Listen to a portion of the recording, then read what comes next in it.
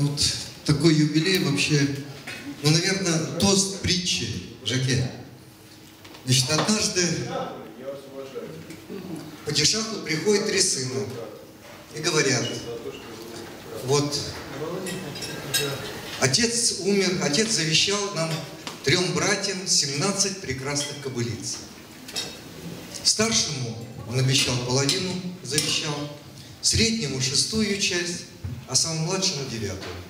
Он говорит: и вы никак не можете поделить. Ну, у всякого хорошего падишаха есть хороший визирь.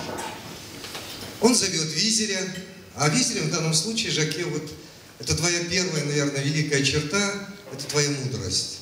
И всякий мудрый визирь говорит, чтобы решить эту проблему, как и многие другие проблемы, надо дать сначала. То есть, говорит, давай дадим 18-ю кобылицу.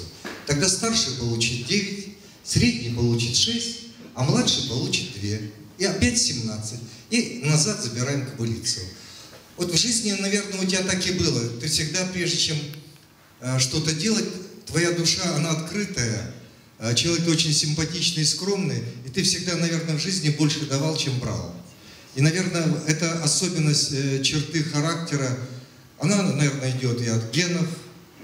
И, наверное, она идет вот от твоих родителей. Я думаю, родители были бы очень рады вспомнить. Вот сегодня как бы твой отчет, потому что на самом деле старшее поколение всегда все видит, слышит.